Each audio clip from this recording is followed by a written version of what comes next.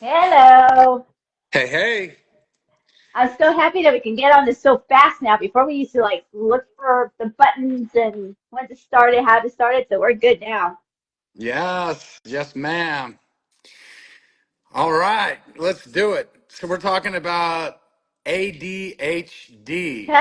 And do you know anything about that, Nada? No, nothing at all. Nah. So I want to start off with a definition. ADD stands for Attention Deficit Hyperactivity Disorder. And it's a developmental disorder that causes persistent symptoms of inattention, hyperactivity, impulsivity that can interfere with daily life. So there are basically two parts of ADHD. There's the attention deficit, and there's the hyperactivity disorder. So you can have either or both of those symptoms. So the inattentiveness is the difficulty concentrating, and the hyperactivity and impulsiveness is exactly what it sounds like. It's the we can just use a child in class who they can either not they can't stay still. A lot of times boys can have those problems in school, and it can be more of a that's the hyperactivity and impulsiveness and the inattentiveness. When you think about children, they can a lot of times girls that can show up more, but that's maybe difficulty concentrating and that kind of thing. But there can be both. So that's the way I'm starting. So talk to me, Nada. I know you have stuff to I, say. I don't know. So I totally identify with that. I can be dropping like amazing stuff to my leadership team. And in the middle of my conversation, I'm thinking, was Deep Space Nine the one with the female Picard? Like in the middle of it. And then I realize where I'm at, and then I get back into it.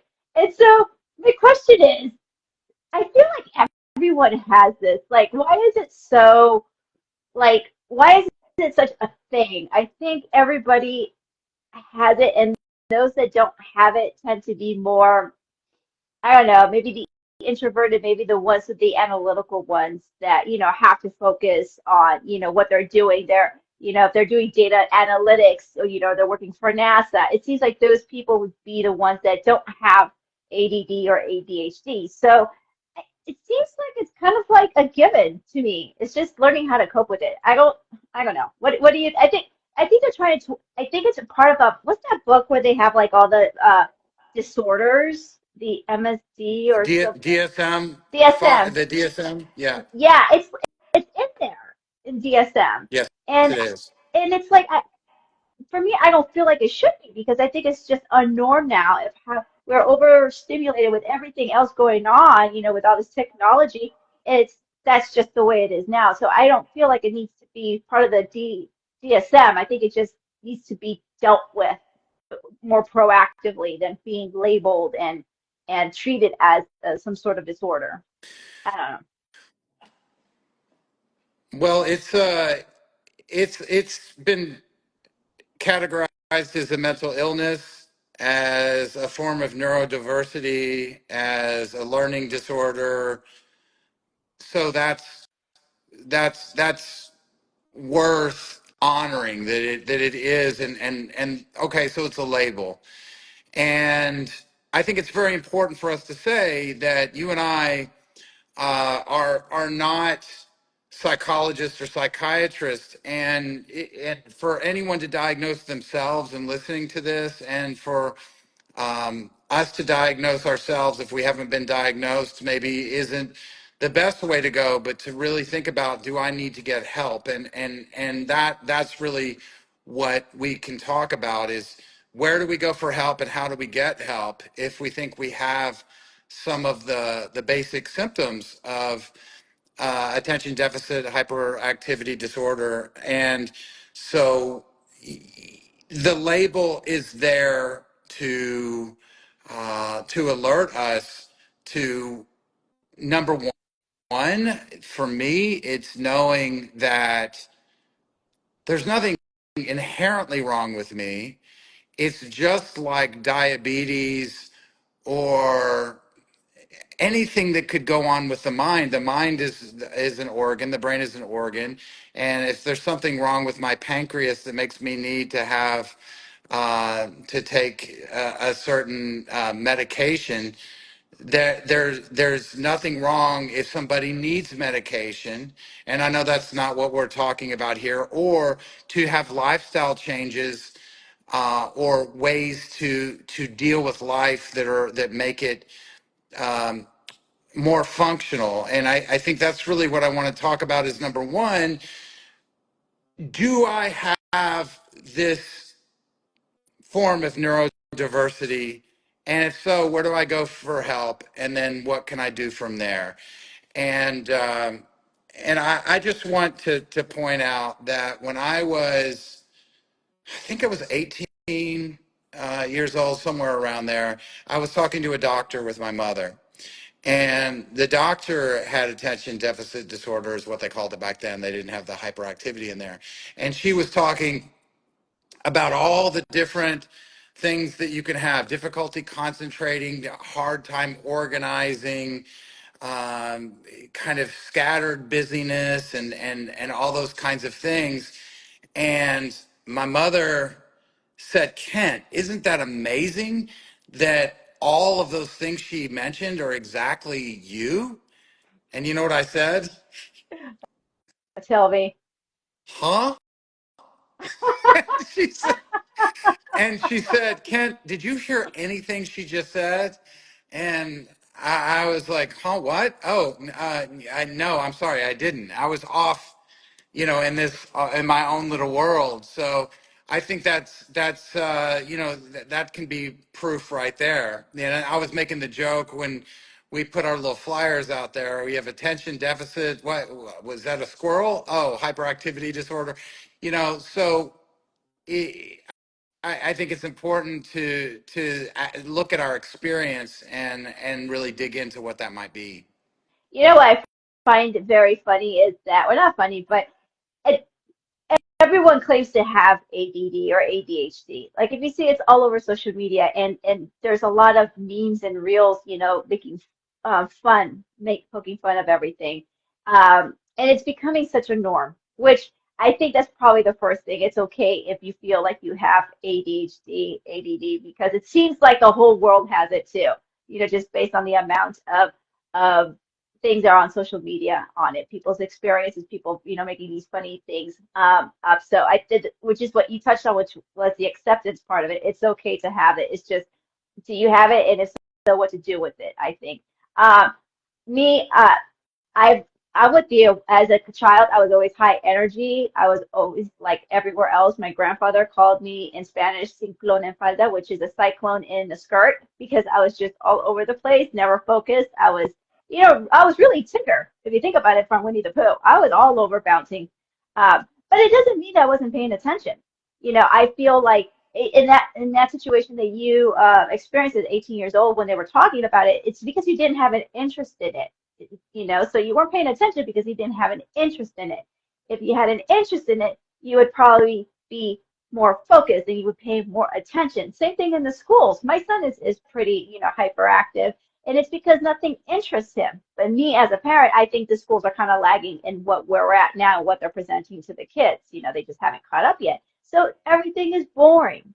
It's not stimulating enough for the brain. So is it really, really ADD, ADHD, or is it just really your lack of interest in it?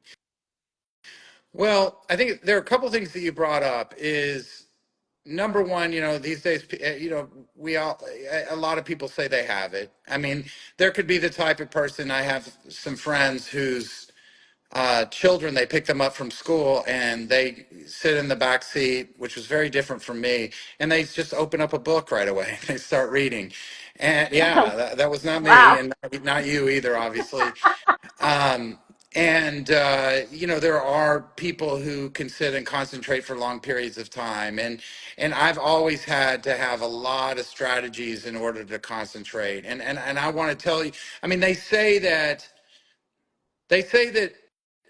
true attention deficit and hyperactivity disorder affects maybe 5% of the population. Those are statistics. They may not be true at all. And also, when I say they, I'm talking about experts, obviously, talk about how there are just the way our society is with social media, looking at our phones. It's impossible almost to be bored these days, because if we have a moment of idle time, we can stare at our phones, or we can look at our smartwatch, or whatever we do. We can call, which has only been in the last 25 years, where we could just pick up a phone and call somebody from our pocket. That this is all new. So we're raising children in an environment where we're not having to focus, and so there is the question of, are we creating in adults, this ADHD, and what is chronic attention deficit and hyperactivity disorder, and it's important to point out that what the experts say is it has to have occurred before the age of 12 years old. Mhm. And so you pretty much know at a young age. Some people grow out of it, some people don't. So I want to be vulnerable and tell and share that I had a massive head injury when I was 12 years old. I was on a motorcycle, and I flew off without a helmet on, and had a skull fracture and a concussion. Since then, I've had a difficult time concentrating. So I think that a chronic brain injury, trauma to my brain, affected me. I When I was young, when I was right out of college, I lost jobs, do very, very menial jobs, because of my inability to concentrate. So, I mean, I remember I had a job when I was selling coupons at a spa. I think it was Burke Williams, and they were like, I'm sorry, we have to fire you. And I was working at a hotel, and I got fired from that job, just like because my executive functioning just didn't work that way. So, focusing on a lot of things. Oh, and waiting tables was very, very difficult for me. Now, it could be a very very simple thing, but I'm just telling you my experience from really having um, the inability to concentrate and that's number one, is the inattentiveness, difficulty focusing or concentrating, and then hyperactivity disorder. Even before that brain injury, and especially after that brain injury, I was the class clown, because I was in class, and I don't know if you were like this, but I was so bored that I had behavioral problems, because I just sitting still in a Yeah. chair all day long just drove me nuts. So I'm just sharing my experience with it's been like to live like that as an adult. I I I think it's also worth mentioning that people who have attention deficit and hyperactivity disorder, they can really focus on something that they find interesting, which you've mentioned, Mhm. but they have difficulty focusing on things that they don't find interesting. And that's why there are behavioral problems, and that's why there's difficulty concentrating. So what you can have is, as a child, this kid is just a pain in the ass. He won't follow the rules. He's bad, or he's dumb. Why doesn't he pay attention? So these are horrible things to be plagued to a young individual, and going into adulthood, that can really affect their self-esteem and cause a lot of self-criticism. Yeah. Yeah, and it's true. I mean, even I'm with you. Even now, I cannot sit still. Um, Work for me, I have like an an 8 hour job or whatever, I have to take so many breaks just so I can like get a restart every time. And then when it gets down to deadlines, then I'm in it because I'm like, well, I have to do it because my job depends on it. So that's that fear factor, right? That you have to do what you have to do, just to make sure that you keep your job. But and it's these things that I feel, and it starts in the childhood. I mean, us as adults, that's one thing. We didn't have that support. We didn't have any support, as children. Having a therapist or whatever was taboo. You must be really bad if you have a therapist when you were younger, type of situation.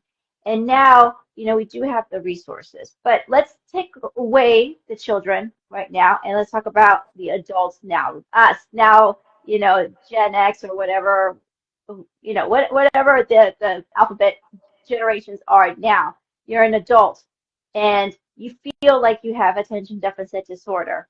Okay, why do you feel that you have it?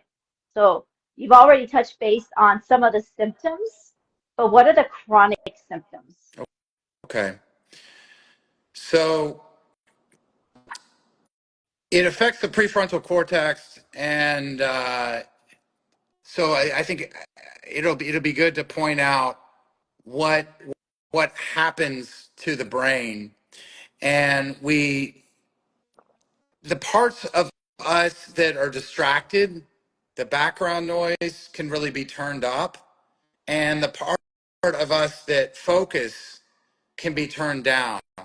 So I don't know if you can hear that dog barking, it's because I have a purpose, and and people are listening, that can raise my adrenaline and that kind of thing and help me focus. But if I was doing something, and this is interesting to me, but if I was doing something with this dog barking, and I'm in Brooklyn right now, and there's a lot of traffic outside, there can be sirens and those kinds of things, that if I was just focusing on some menial tasks like looking at real estate earlier today, I can get really distracted, and then I can get really bored because that background noise is turned up and my ability to focus is turned down. And that has a lot to do with dopamine that's released, and the lack of dopamine. I'm sorry, dopamine can help us focus more, but the lack of dopamine does that. So that's just kind of a little bit about what happens in the brain. But and I wrote down some of these: difficulty concentrating, of course, difficulty controlling emotions, impulsive shopping or addiction. Mhm. And why is that? Well, that's a way to release, maybe that's something personal to you. It's a way to release dopamine when we get that dopamine hit, right? Um, Difficulty with time management, excessive busyness, but there can be scattered and clutter in our busyness. We have difficulty with organization and a lot of clutter. If you look at my desk, I got that's my desk. That's my desk. I never have a clean desk. I'm just being real with you all. There's just stuff everywhere. See, it's good that you can't see my desk. So clutter is a part of it, and self-criticism is a big thing, because we what is easy for people who don't suffer from ADHD, it's difficult. These normal functioning everyday things like keeping your desk clear, being able to be on time to something, being able to just show up in the way that normal people show up without being disheveled. These normal things, people can criticize us, and the thing is we can criticize ourselves. So those are some basic things: difficulty concentrating, impulsive shopping, addiction. That's another way to addiction to different stimulants and alcohol and things like that, to try to manage it. Difficulty with time management, busyness, self-criticism, clutter. Those are some. So how do you how much of those apply to you? Well, I'm going to remove my rubber ducky that's here because that doesn't need to be on my desk. I pretty much, I feel like I hit everything on the checklist. Um, but I still feel like I function, like I do have a checklist. They always say make a checklist. And I do have a checklist that I loosely follow, but I follow it.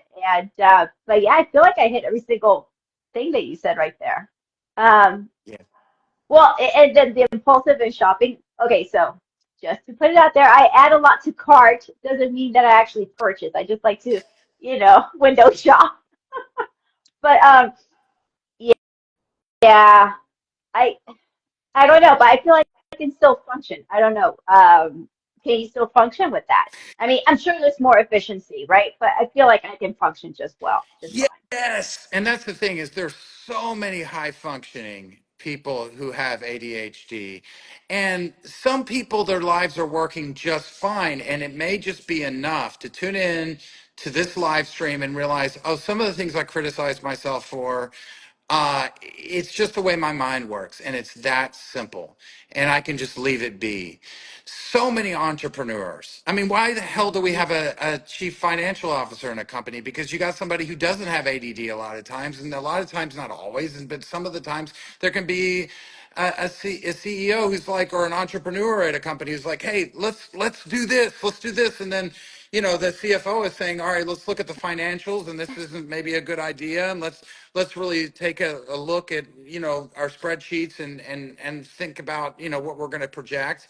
And so the big picture kind of way of thinking about things, this is really, I think, so important, is that it is, yes, it's a label, and yes, it's the DSM-5, but it's also a part of our evolution, and it's an adaptive strategy that some of us have. The hunters, the gatherers, the ones who are out creating and innovating and going out and having the confidence to even be a warrior in our former cultures, they probably were more like this sort of personality profile that's a little more attention deficit and hyperactive. And you don't have to call it a disorder. You can just say, this is the way this personality acts. Now, you put that person as a child in a classroom and say, sit still for 5 hours and read and behave yourself and don't ask too many questions. Well, that's very difficult in that format. Most of our lives, we have been out hunters, gatherers, and we've been agrarian cultures, or we've been, doing these things that didn't entail sitting in a classroom. This is new. And then we say, well, there's something wrong with you for having this. And we're going to give you this diagnosis and say there's something wrong with you. Well, it's the way your brain works. The question is, do you need help or do you not need help? And if you need help, then we can talk about that more in more detail. But the first thing is to accept. I think the first step is always let's accept that we are the way we are, and that there's nothing inherently wrong with us. It's just something that needs to be dealt with in some way, or not dealt with, but and just accept it.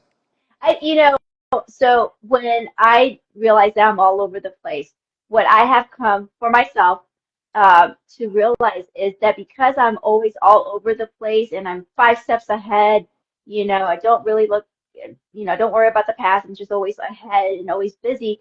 That as far as when I'm at my work environment, um, I can think outside the box.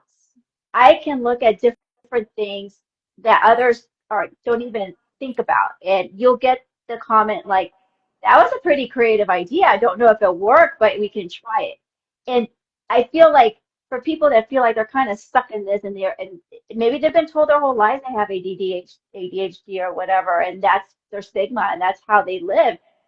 There's so many great gifts that come along with it because you can think more outside the box. You tend to be more creative because you're not just an analytical and focused and just looking at what's, in front of you, but you're all over the place and you expose yourself to so much more. So like there's a term in IT called communication through osmosis, where it's people are in a room and they're working together and people are talking across each other.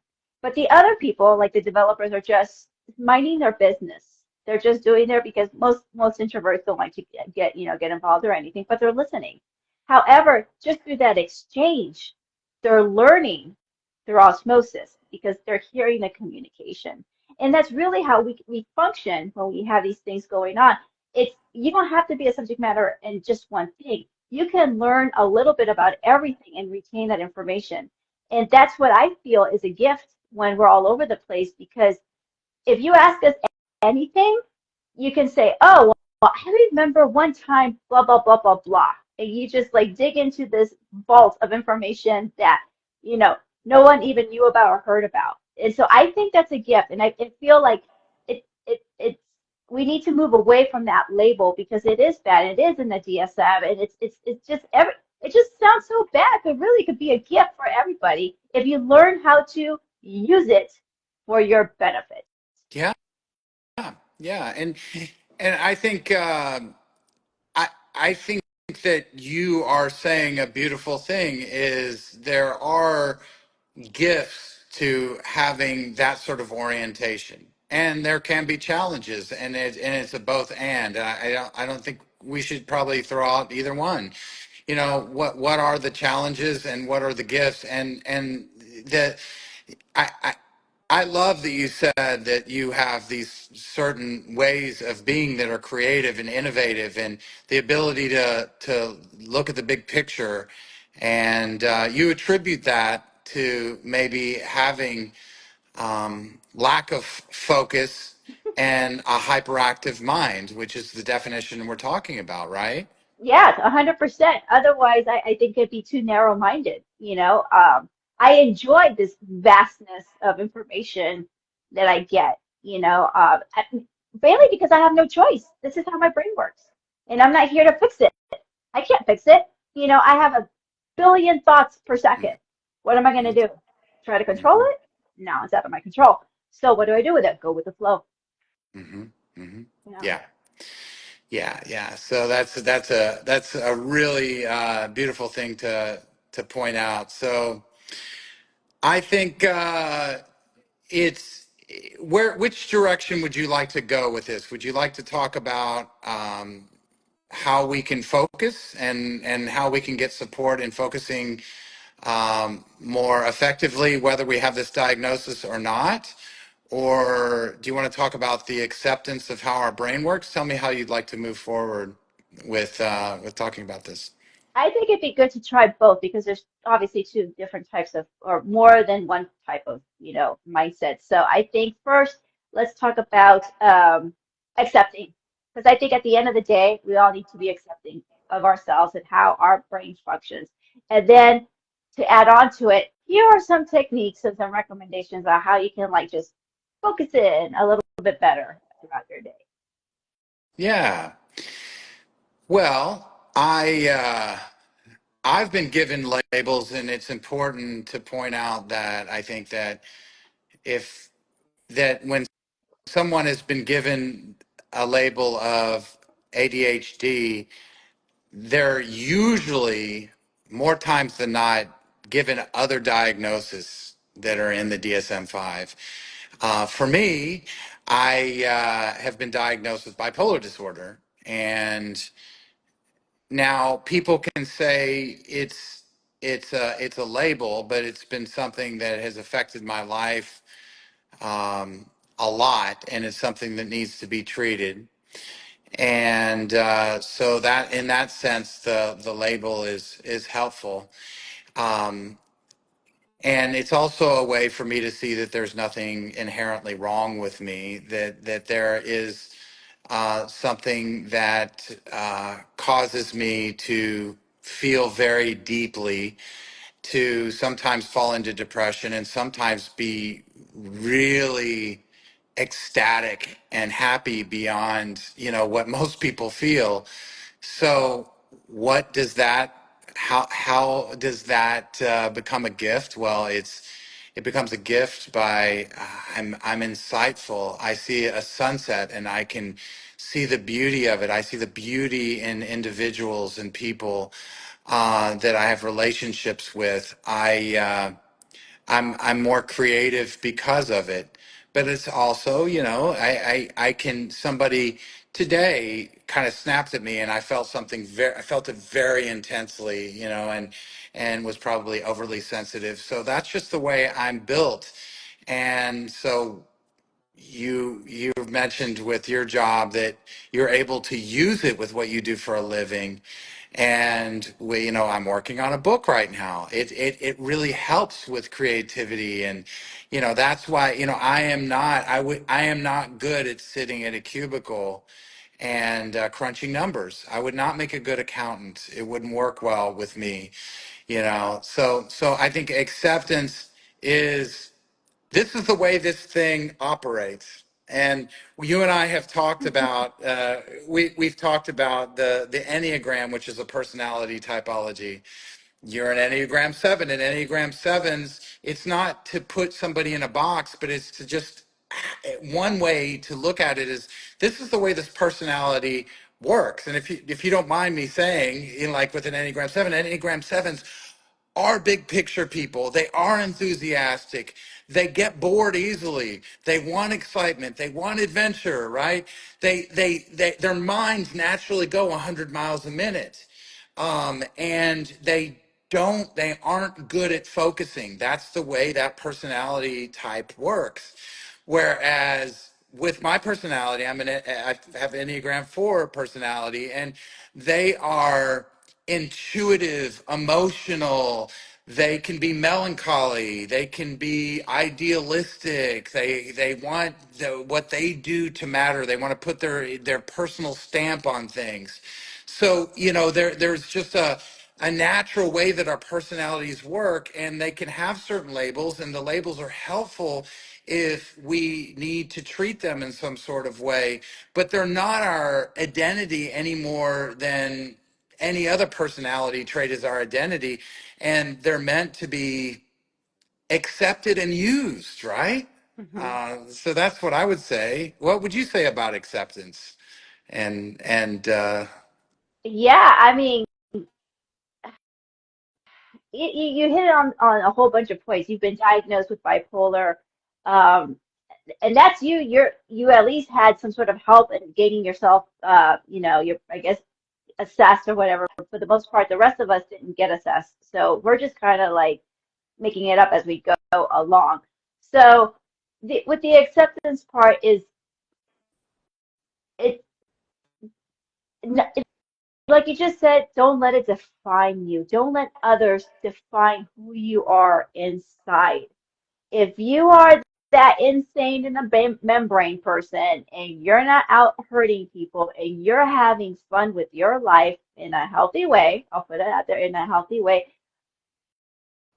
why, who cares what anyone tries to judge or say to you? You're doing the best that you can with what you've been given, right? yeah. And that is our purpose, is to rock what we got, and just get better at it, um it hurts when there's a lot of identification of, because my son, he's over, uh, he's in the DSM, almost like really at the brink of autism, but he doesn't cross that scale over, only because he is overly stimulated.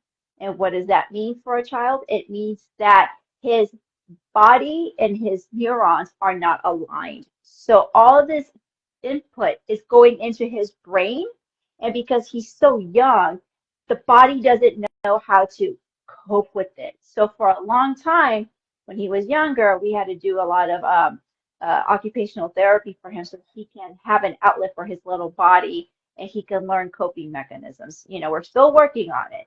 So there's a lack of, for a child. Now we understand because we went and took him to neurologists. where that disconnect was, and we can work towards making that alignment. But for the most part, we didn't have that assessment. So we're always feeling that shame, right? And so when we have that shame of how we're acting and we're not like fitting the norm, the societal norm, it it it makes it more important to really find out, to really love yourself, and I tell my kids, why do you want to be the same? Why do you want to be like everybody else? That's so boring. Be different, be unique, be the one that thinks outside the box, you know and I encourage everybody to do that. So everything you said is on point. I truly agree. And I mean, I don't know. At this point in life, do people really want to get assessed for and have this label? I mean, what do they gain from it if they were to do that? Well, if we're having difficulty functioning and we need to figure out some way to treat it, and so what are those difficulties in functioning? There are, so there, the labels there, if we're having difficulties with impulsivity, we can't sit still. We find, and it doesn't have to be all of these, but we find uh, it really difficult to do things that are boring to us. And our management of our day we can get scattered if we're going from one thing to another and we're not able to stay on task with something. If we zone out a lot, that can be something that needs to be treated. Um, it's not just the clutter, but it's being able to show up when we say we're going to show up. And what can come from that, as I mentioned, is there's a lot of difficulty managing our emotions that can come because there's a lot of overwhelm, and there can be a lot of self-criticism that happens because basically and I think it's important to mention that we have something, and we've talked about this before, called the default mode network. Do Mhm. you know what the default mode network is? Because I think you I do, right? I think so. I think it's just when you just kind of like, I don't want to say like a shutdown, but it's just you kind of go to your natural state where you just um what's the word?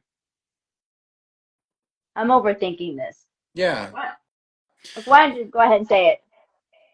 So the default mode network is when our mind is not focusing. Basically, it's when our mind is our default mode network is, and I had a definition of it here, is it's the wandering mind. It's basically when the mind is not focused. So we have two different things that happen. We have the part of our mind, the default mode network, when our mind is wandering. So what am I going to do? Uh, what am I going to do tomorrow? I've got these things to do tomorrow. Oh, why did he say that to me in third grade? Oh my gosh, my dad shouldn't have said this to me when I was a little boy. Well, I'm really getting tired of, it's really hot in here, and whatever I want to. So it's just that those basic kind of wandering thoughts, and then there's in opposition, we have something called our task network, which is more about goals and focus. So we have these two things and they oppose each other.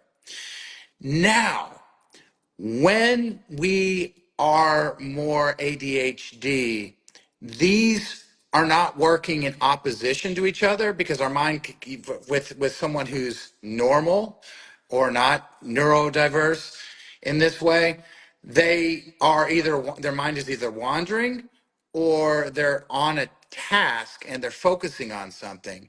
But what happens is when somebody has ADHD is these two things are going on at the same time. So if you and I Mel Robbins, who does a great podcast, was talking about this, and she talks about how and you should listen to her if you want to hear somebody being very vulnerable, open, and is also educated on their own ADHD.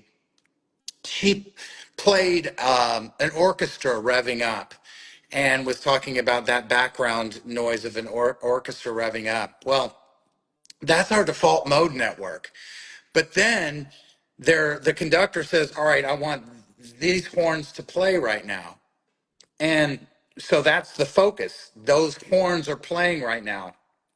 But with the person with ADHD, it's like there's that background noise of it all just revving up and it's all playing at the same time. And then there's the horns trying to play at the same time and they're happening all at once. So that background noise of, oh my gosh, why did that happen in third grade? I've got to go somewhere else. I've got to go. And then at the same time, I'm trying to focus on what I need to do. So that makes for a very noisy mind and lack of focus. And the question is, how do we treat it? So that's kind of an example. So so what now is kind of the question, Mhm. right? Like, what the hell do we do? Um, I can talk about that. Okay, so we have adrenaline and dopamine that help us focus. Dopamine, when we are shopping impulsively, when we're using a lot of caffeine, when people use drugs like cocaine, when people are doing things that give us adrenaline. You know, you could jump out of a plane, you could go shopping, you could start a fight with somebody and argue with them. These are all ways to help us focus, and they're ways that we can sometimes, in a destructive way, try to treat the lack of focus, which is doing something to help release dopamine and help release adrenaline, but mostly it's dopamine. And so we are not doctors, but one thing that people do is there are drugs that people take that help release dopamine.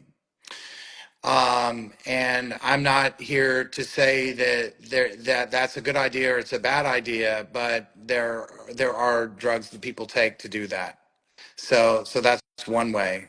Yeah. And the other thing that one can do is to look at ways that we can um, do it without drugs, like coffee, different caffeine, and different ways to help us focus. So that is not we're not talking about mindfulness. We're talking about pragmatic ways to release dopamine and to get our adrenaline going. So that would be one way, is to go to a doctor or to drink caffeine.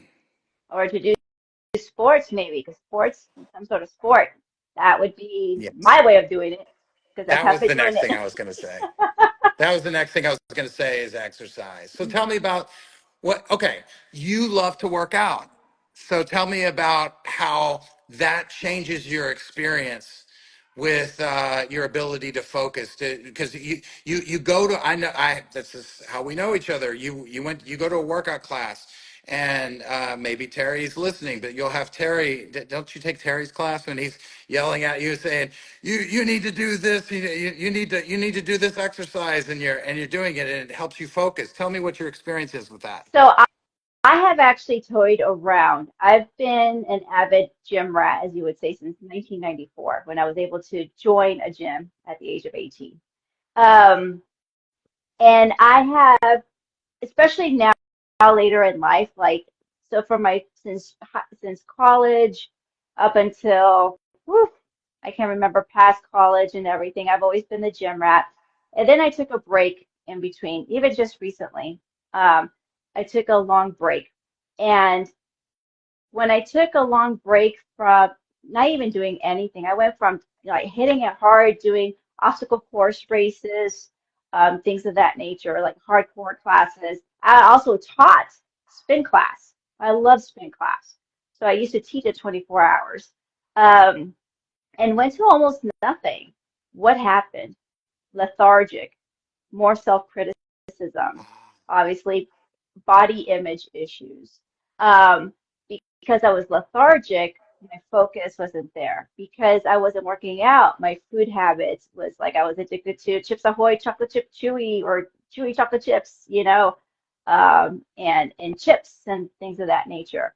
Um, and it was hard to get back into it. So for me, it was the opposite, where I've always been hyper, so I've always had that exercise rush. When I took everything out, I just went out, you know, barely, like I can get out of bed, but I was like, ugh, everything was, ugh, an effort.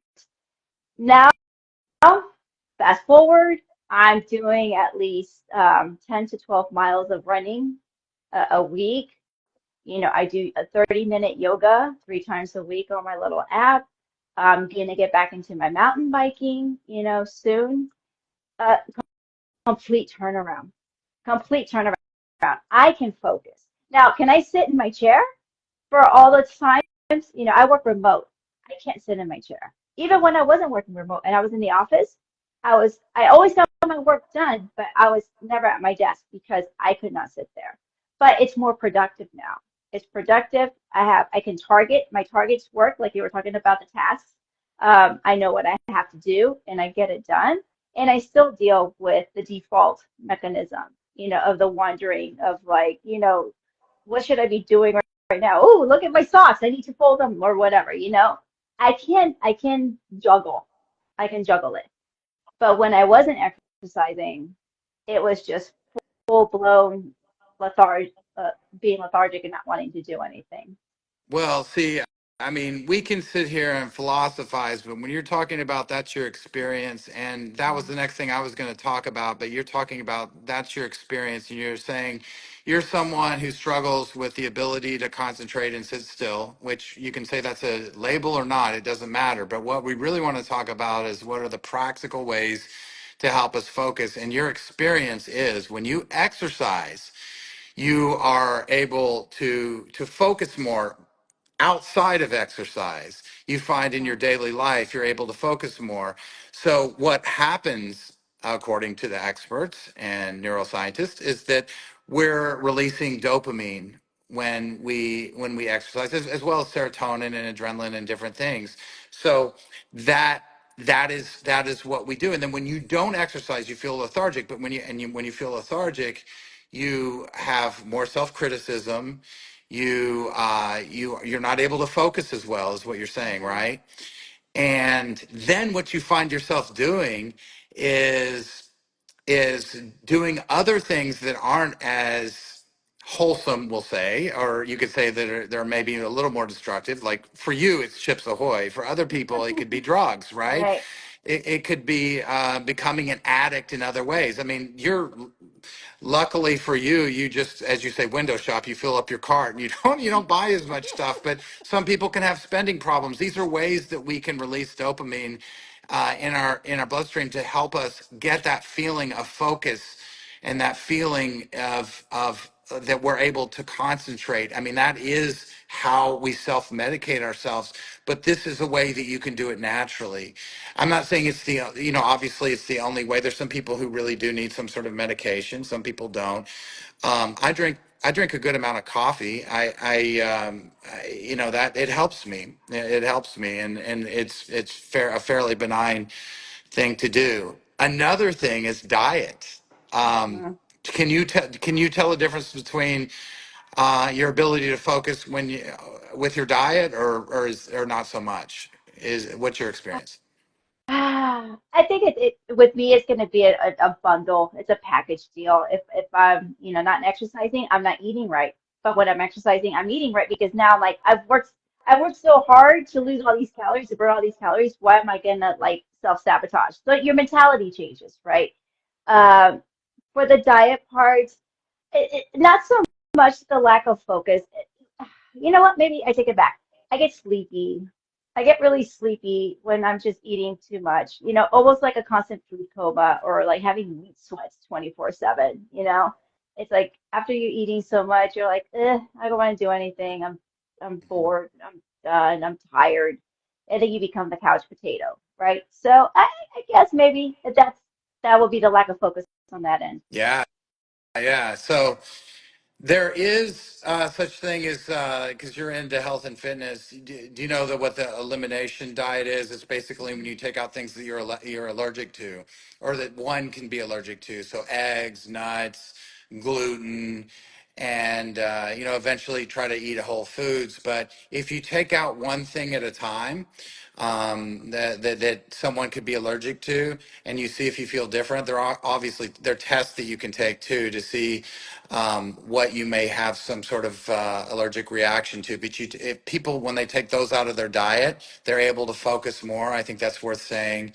Um, Studies have shown that to a certain degree, omega-3 fatty acids help, but one thing across the board is cutting out sugar helps us focus more. Mhm. So that's a really helpful thing to know is that and eating more whole foods that are less processed, that certainly helps us focus as well. I do have to say about the sugar. I don't practice this as much anymore. But when I was training to do OCRs competitively in my age group, and I cut sugars out, and I was shredded, right? Now, was it a diet that was sustainable? No, it wasn't. But the amount of energy and the hyper focus that I experienced was unreal. I really felt like superhuman at that point. I'm not gonna lie. When you cut out the sugars and you just eat like a what a nomad will eat, right? Just the essentials or what have you, just good amount of proteins and I wasn't even looking at buying like non-GMO foods, whether they were farm raised or whatever the case may be. I was eating just regular food from Costco, whatever, but the sugars were eliminated and I was eating healthy grains and whatever. I gotta tell you, and Jim Quick talks about this as well. I mean, most people do, most influencers do, but cutting out the sugar helps. And the other thing I want to say, even if you don't cut out the sugars, just the incorporation of the diet of eating. I don't want to call it a diet, just eating better and incorporating some exercises stabilizes the hormones, and the hormones when they're out of whack is what causes a lot of extra things, which could be the ADHD, could be the Yeah. depression, could be all of that stuff. So there is a lot of benefit to just those two components. Like if you need to get an addiction to anything, get an addiction to getting healthy because that will stabilize the hormones as well, especially for women. We're Yeah. all sorts of out of whack. Well, yeah, and a lot of women, I'll speak for myself and say, my age, they're going through the change, going through menopause or perimenopause, and what can happen is brain fog. That's a big thing, and I'm hearing that with a lot of my friends, my female friends that are going through that. Uh, so that's temporary, and obviously, we're not doctors, but hormone replacements and things that can be done to help with that is always something to pay attention to. Again, it's not that there's anything wrong with us. There are things going on in our brain and our body that can affect us, and lower testosterone in men can Hmm. cause us to not focus as well. So having doctor supervision and knowing that there are just different ways. I went to say it's not for me to say medication, and it's not is good or bad, and it's not for me to say that caffeine is good or bad, but certainly we all need to exercise, and muscle mass is supposed to help with that as well. The more muscle mass we have is supposed to help, and then these are holistic ways to help with focus. So if we have attention deficit disorder, attention deficit and hyperactivity disorder, what are some final things that we want to say about how we can how we can help? I mean, one thing that we've talked about is to accept that to some degree this is the way we are, and there can be gifts in that way of functioning in life. And if we all were really laser focused people, there wouldn't be as many people that were as innovative and creative and going out and, seeing big picture things. That's one thing that you talked about and then we both talked about. Yeah, I think that and the acceptance is number one. And start looking at what what you're eating, and start doing things that are interesting to you. I think that when you start doing things that are more interesting to you, I feel like by default, then everything else will become more interesting. Even the work that you found boring at first, it's because you're hyper focused on work being boring. But if you start focusing on things that you enjoy, then you'll start seeing the positive things of everything else, including the boring things. At least that's been my experience. Um, the one thing we didn't touch in which is and I know everyone says, I can't do it, I can't do it, is meditation. I knew And you were we going to talked about the say that. meditation. Yeah, Yeah. I mean, I have to tell you, I've had breakthroughs with meditation, with focus, because I can finally sit still and I could just say, okay, I'm just going to shut up and I'm not going to engage with my thoughts. That's all. I'll let the thoughts go, but I'm not going to engage. In other words, did I close the door? I'm not going to worry about it. Too late now, type of thing. Yeah, it's meditation. But everybody has to find what their thing is, right? Their jam.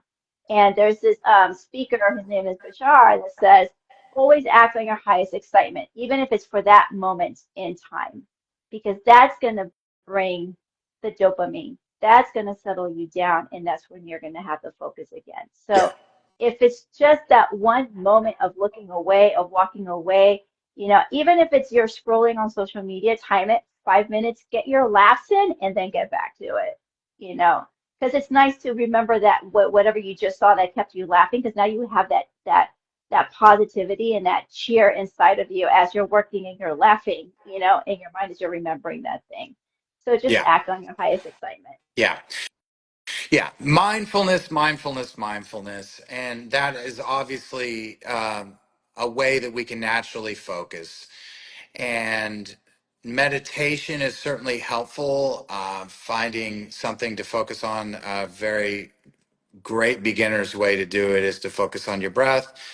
When the so to go back to what we were talking about, we have the default mode network, and then we have the task network, and one is operating or the other is operating a lot of the time with most of us. So what do? We go into the task network by just the task is to focus on the breath. We focus on the breath.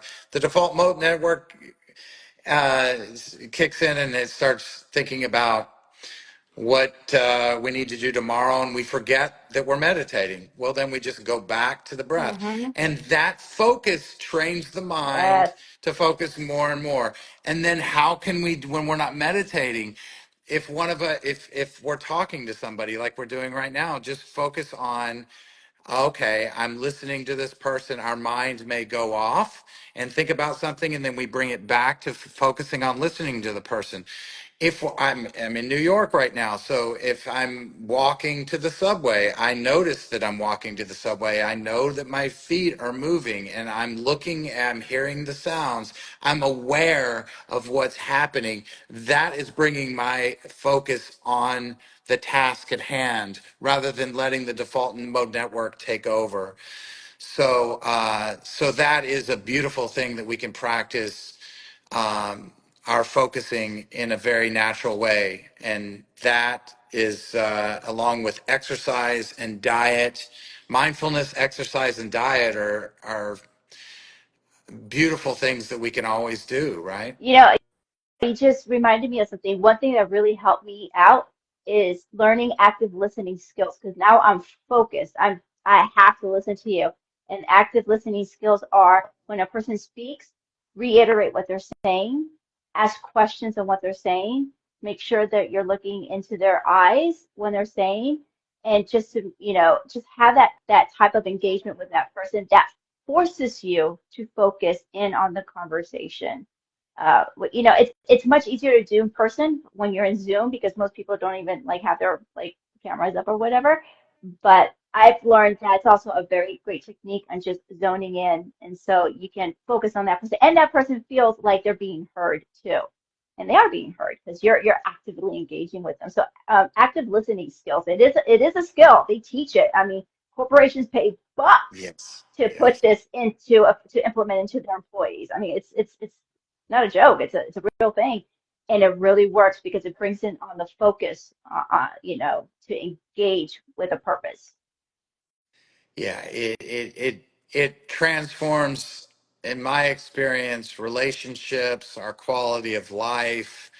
I mean, the biggest gift I think we can give somebody is our attention. And I don't know what your experience has been, but I've had somebody who's just really asked me questions and listened intently to me, and I'm like, man, I love that person. It's like they just listen to me. It's such a gift. But if you have difficulty concentrating, there's nothing wrong with you, and this is something that there are tools that are natural, and we can always go see a doctor if we need to. What final thoughts would you want to add, my friend? Have fun with it. Love yourself. That's really what it comes down. Do what you gotta do. Do you? You need to see a doctor? Go for it. Try to figure it out yourself and see if you could do it yourself. But if not, go get the help. If your life is not functioning at all, more than likely seek help. But otherwise, have fun with it. Have fun. Nice.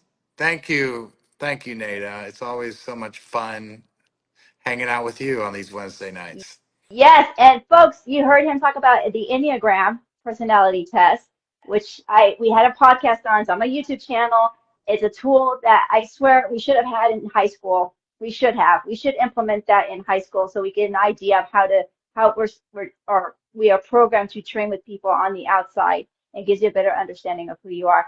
Contact Kent so you can take that Enneagram test because it is worth your time just to figure out, who how you're programmed to be, kind of like the gene keys and things of that nature. That's that's something that we should all have taken when we were Yeah, younger. reach out at Shine Fiercely here, and that we talk about that. And Nada, real quickly, tell us what you do and how you can help people. So we have all of our podcasts on my YouTube at guidedcounsel.com. And it has the podcast on the other side. I also have another podcast where I interview people that provide different resources and alternative methods for those who are on their journey and just seeking the questioning life, purpose of life, who is God, what is God, and all of that. So that's the other side of my channel at Guided Counsel. Thank you. Awesome. Thank you guys. Have a good one. Bye bye. Bye.